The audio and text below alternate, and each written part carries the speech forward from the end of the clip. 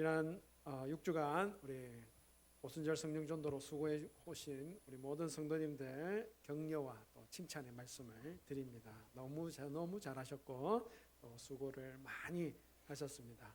우리 일생을 살아내고 나서 우리가 주님 앞에 설 때에 주님께 꼭 들어야 하는 말이 바로 이 말이지 않겠습니까? 착하고 충성된 종아, 참 잘했다, 수고했다. 이 말 한 말씀 들으면요, 우리의 모든 인생의 수고들이 다 그냥 괜찮아질 것 같아요. 그렇지 않습니까? 앞뒤 좌우로 앉아 계신 우리 성도님들, 오늘 마치고 이제 마지막 우리 오순절 성령 전도로 나가실 분들인 줄 믿습니다. 한번 격려하고 칭찬하시겠습니다. 참 잘하셨습니다. 수고 많이 하셨습니다. 네, 참 잘하셨습니다. 네, 수고 많이 하셨습니다. 오순절 성령 전도 오늘 마지막인데, 오늘 마지막이니까 전도 다 끝났죠? 네, 우리가 일생해야 될 일인 줄 믿습니다. 하나님 앞에 설 때에 칭찬과 격려의 말씀이 주어지는 거죠. 우리가 잊고 살면 안 되는 것입니다. 잠시 했다가 뭐 다른 것 또 막 했다가 한번 말씀드렸잖아요. 두부 심부름 시켜놨는데 나가다가 구슬치기 한다고 두부 그 1,000원 받은 거 구슬 사가지고 다 따왔어. 그냥 구슬치기 잘했거든요. 제가 구슬을 막 한 거 가지고 한 거 아시죠? 한 거 전문 용어입니다. 다 따가지고 그렇게 갖고 왔더니 엄마는 뭐라고 묻죠? 두부는 동네 구슬 다 따와도 주님 시키신 일, 하나님 시키신 일 아니면 칭찬받기가 어렵습니다. 무슨 일을 우리가 해야 칭찬을 받을까요? 여러분, 그 일을 주님이 맡기신 일이어야 한다 하는 것이죠. 그 일은 잘하냐 못하느냐 이거는 별로 크게 중요하지 않은 듯해요. 왜요? 왜 그렇습니까? 하나님께서 그의 재능을 따라서 그 일들을 맡기시기 때문에, 재능이 많은 사람에게는 많이 맡기신 거고 재능이 적은 사람은 적게 맡기신 겁니다. 그래서 주님이 칭찬하시고 격려하시는 일은 우리가 맡기신 일에 있어서 우리 보기에는 잘하시네, 우리 뭐 별로네, 이렇게 크게 중요하지 않다는 것이죠. 오히려 주님이 칭찬하시고 격려하시는 일은 그 일을 했냐, 그 일을 했냐, 하지 않았냐가 더 중요한 일인 것입니다. 우리에게 시키신 가장 근원적인 일이 무엇입니까? 복음을 전하는 일이죠. 복음을 전하는 일. 왜 복음을 전하는 일이 우리에게 가장 근원적인 사명이 되었던 것일까요? 여러분, 복음을 들어야 믿음이 생기고 믿음이 생겨야 구원을 얻기 때문이다 라고 하는 이 오늘 말씀, 아주 단순한, 너무 단순한 진리로 그것을 설명하고 있는 것입니다. 믿음은요, 들음에서 나요. 믿음은 들음에서 납니다. 그리고 뭘 들어야 된다고요? 그리스도의 말씀을 들어야 되거든요. 그리스도의 말씀을 들어야 되는데 예수님의 말씀을 들어본 적도 없는 사람이 어떻게 그러면 예수님을 믿게 되겠습니까? 불가능하죠. 믿지도 않는 예수님의 이름을 부를 수도 없고 듣지도 못했던 예수님의 이름을 믿을 수도 없는 노릇이지 않겠습니까? 게다가 전해주지도 않은 것을, 전해주지도 않은 주님의 이름을 무슨 수로 들을 수가 있겠습니까? 그래서 보냄을 받는 겁니다. 보냄을 받으러 누군가 보냄을 받은 거예요. 복음을 전하라고. 복음을 전하러 받은 우리가 사명이 될 수밖에 없는 것이죠. 여러분, 예수님도요, 사도를 보내십니다. 자꾸 보내요. 로마서를 적고 있는 이 사도 바울만 해도요, 그 복음을 전하려고 온 동네방네 막 복음이 전해지는 모든 곳에서는 이 보냄을 받는 이 원리가 그대로 작동을 하는 겁니다. 1866년에 제너럴 셔먼호를 타고 갔던 토마스 선교사님, 중국에서 가져온 그 한문 성경이었어요. 그때는 한문 성경을 가지고 조선 사람들한테 막 나눠주면서 예수님 믿으세요, 예수님 믿으세요, 그 몇 마디 그 해왔던, 우리 인도네시아 준비하고 계시는 분들도 그 인도네시아 말로 그런 거 준비해 갈 겁니다. 예수님 믿으시라고. 예수님 믿으세요. 그때 나눠준 성경이요 한 500권 정도 된답니다.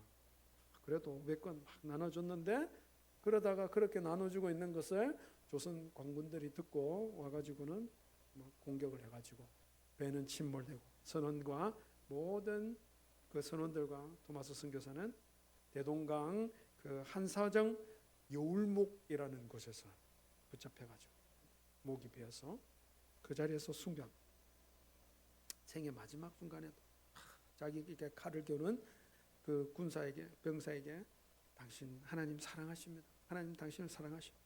이거 책을 받아주세요 하고 성경책을 쥐어줬죠. 그 책을 받은 사람이 박충권, 우리나라 최초의 장로님 되시는 분이십니다. 나중에. 그리고 그래 막 흩어뿌린 그 성경책을 박치량이라고 하는 12살짜리 애가 그걸 이렇게 주었는데, 한 3권 정도 주었어요.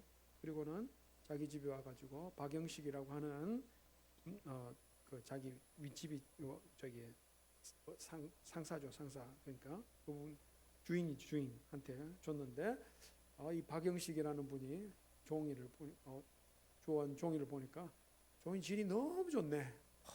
그래가지고 벽지를 썼네요. 벽지. 집에 벽지를 다 발랐습니다.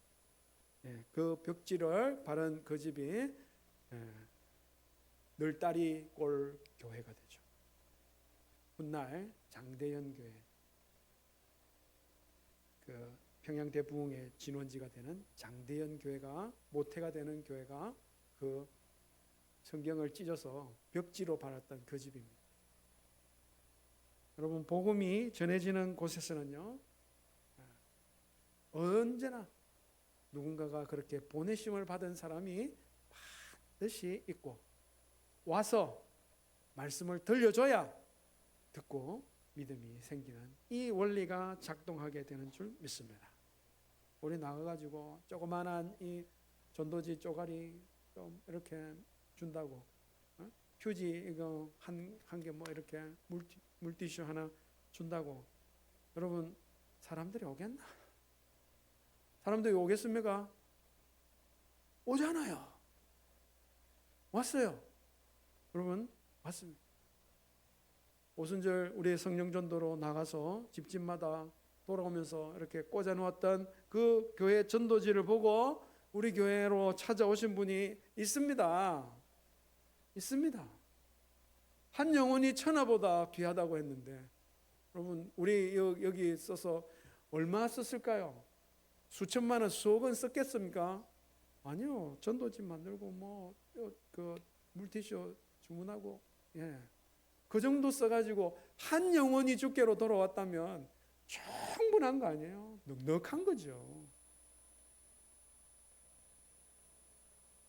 우리가 보기에는 미련해 보이는 방법이지만, 거기에 그렇게 순종하여 보냄을 받아 전하면 성령께서 그 일을 쓰시는 줄 믿으시기 바랍니다.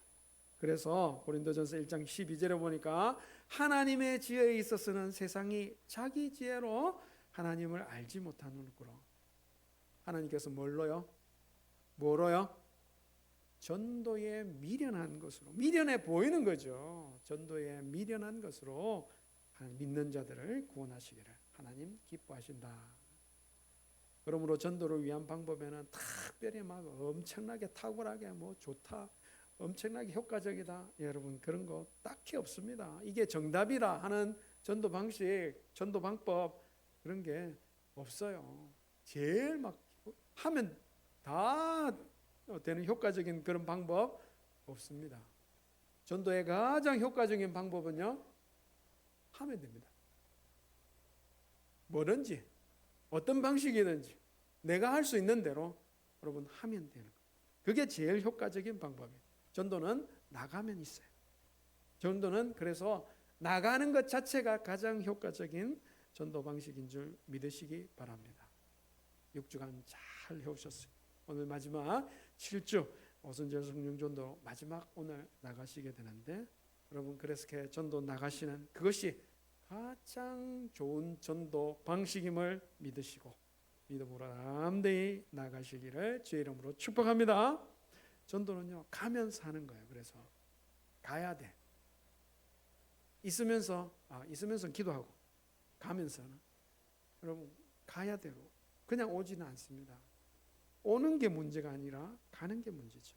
그래서 여러분 전도와 관련된 명령들을 이렇게 보시면 항상 따라붙는 다른 명사들이 있는데, 다른 구절이 있는데, 그것이 가라는 것입니다.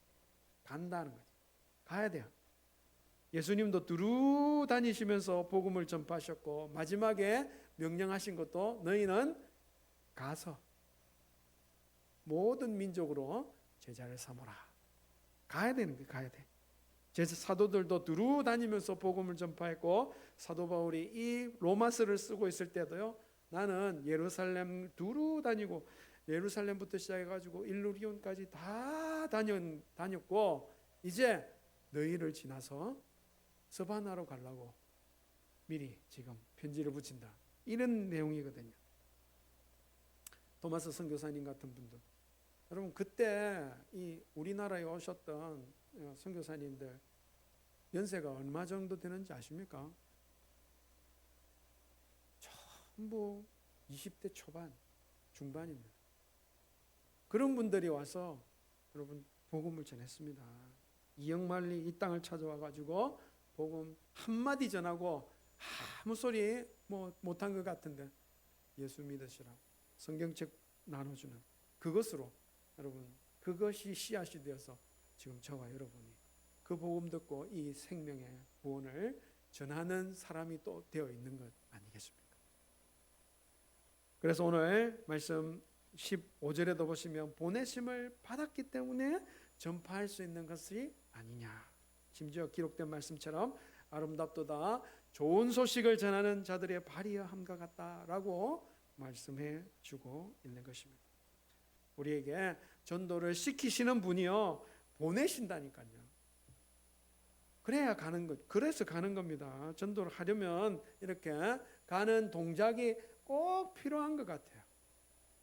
또 다른 이유는 지금 복음을 들어야 되는 분들이 스스로 복음을 들으려고 나오지는 않기 때문에 그렇습니다. 나올 수도 없고 불가능하죠. 지금 구원을 받게 될 분들이 스스로 예수 믿겠다고 나오는 경우가 있을까요? 아니요. 들어야 돼요. 누군가 보냄을 받고 들어야 돼요. 오늘 오전에 담임 목사님 말씀 잠시 하신 것처럼 그 인색했던 부자가 지옥에 가서 보니까 야, 여기 오면 안 되겠네. 자기 형제들 여기 오면 안 되겠네. 5 형제가 있는데 제발 나사로를 다시 살려보내셔서 좀 여기 오지 않도록 그렇게 좀 말씀 좀 전해주시면 안 되겠습니까? 부탁을 합니다. 아브라함이 거절해요. 이미 내가 복음 전하는 사람 보내놨다. 그 사람들한테 할 거다. 보내놨다. 그 부자가 자기가 어떠했는지 알잖아요. 자기가 어떤 식으로 전했는데 나사로를 어떻게 취급했는지 알잖아요. 그러니까 더 힘차게 부탁합니다. 아닙니다, 아브라함이요. 그들로는 안 될 겁니다.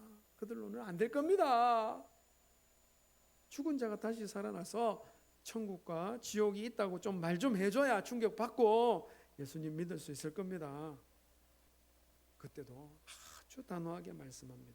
지금 복음을 전하는 사람들로부터 듣지 않는다면 죽었다 깨난 사람이 가가지고 얘기해도 듣지 않을 거다. 여러분, 어쩌면 우리가 복음을 전하러 나가는 이것은요, 그런 부자의 그 절규함을 담아서 나가는 것인지도 모릅니다.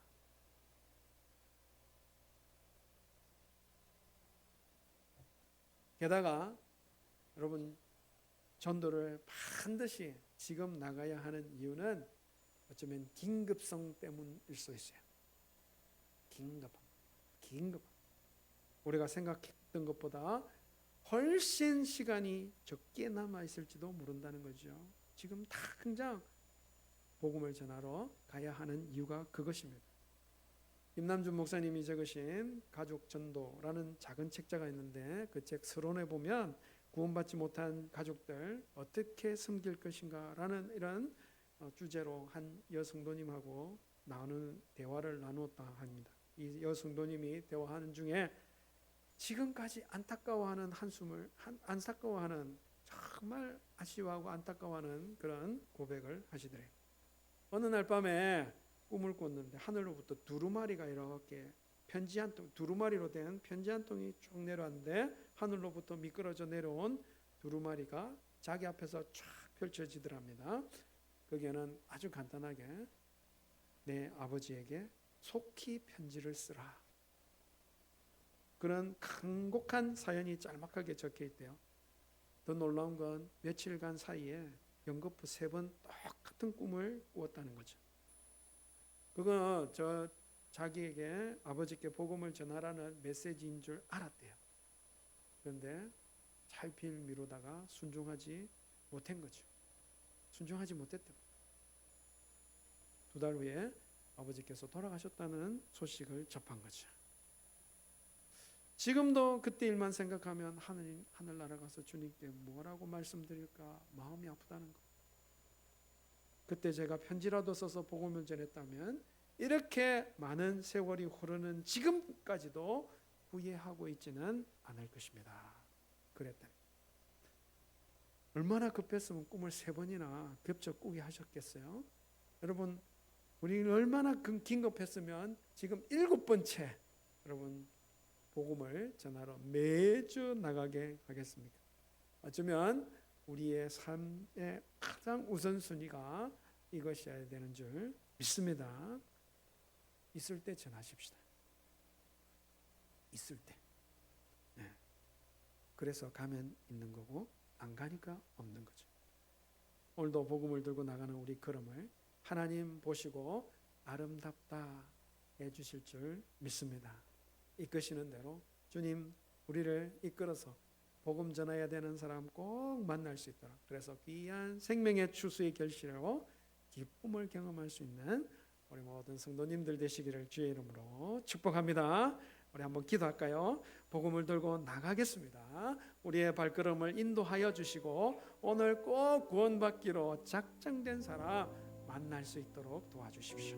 우리의 온 삶이 영혼 구원의 초점이 다시금 맞춰지게 하시고 그렇게 초점이 딱 맞춰진 삶을 살고 주님 잘하였다 충성되고 착한 종아 그렇게 들을 수 있는 그것을 사모하실 수 있는 저희가 되게 해 주옵소서. 우리 주여 보내어 주소서 한번 부르짖고 결단하며 기도하겠습니다. 주여 보내어 주시옵소서.